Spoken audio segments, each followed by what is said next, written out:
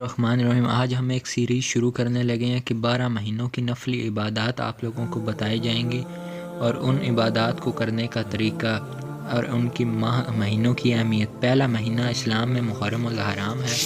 اور اہمیت آج ہم محرم الحرام کی اہمیت پہ بات کریں گے کہ اسلامی سال میں 12 مہینے، ان میں پہلا مہینہ محرم الحرام ہے۔ محرم کو محرم کہنے کی وجہ یہ ہے کہ اس ماہ میں جنگ و قتال حرام ہے۔ حضور صلی اللہ علیہ وسلم کے ارشادات کے مطابق ماہ محرم کی بڑی فضیلت حاصل ہے، خاص کر اس مہینے میں 10ویں محرم کا دن بڑا معظم ہے جسے یوم عاشوراء کہا جاتا ہے۔ اس سے تاریخی اعتبار سے اس مہینے کو اسلامی مہینوں میں بڑی فضیلت حاصل ہے کیونکہ اس میں بڑے اہم واقعات رونما ہوئے۔ اس کے متعلق حضرت عمر رضی اللہ تعالیٰ عنہ سے روایت ہے کہ ایک مرتبہ میں نے بارگاہ رسالت میں عرض کیا، یا رسول اللہ تعالیٰ نے عاشوراء کے روزے کے ساتھ ہم کو بڑی فضیلت عطا فرمائی تو حضور صلی اللہ علیہ وسلم نے ارشاد فرمایا کہ ہاں ایسا ہی ہے، کیونکہ اس دن اللہ تعالیٰ نے عرش و کرسی، ستاروں اور پہاڑوں کو پیدا فرمایا،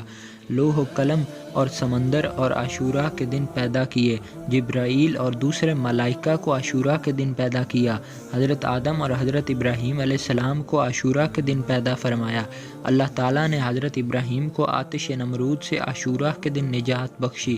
ان کے فرزند کا فدیہ عاشوراء کے دن دیا، فرعون کو عاشوراء کے دن غرق کیا، حضرت ادریس کو عاشوراء کے دن آسمان پر اٹھایا،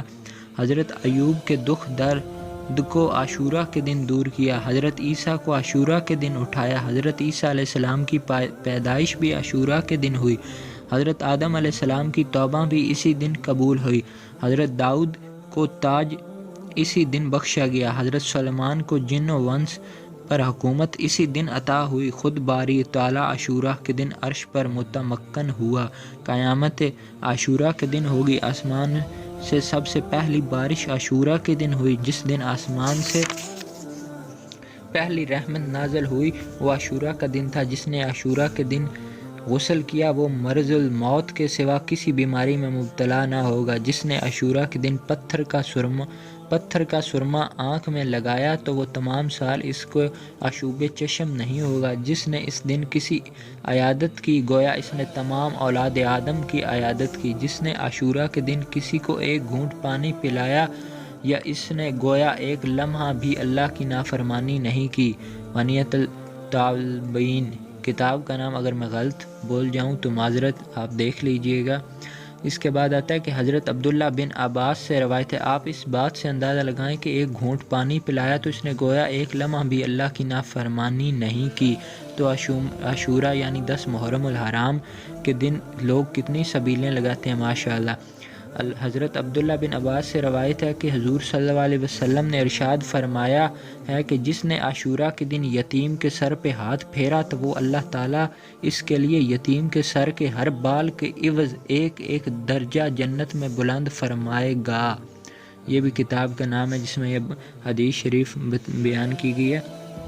انیس العزائم میں حضرت عثمان رضی اللہ عنہ سے مروی ہے کہ نبی کریم صلی اللہ علیہ وسلم نے فرمایا، اللہ تعالیٰ کے ہر مہینے کی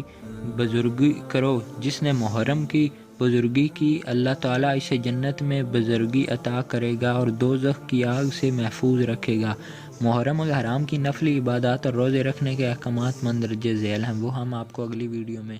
بتائیں گے۔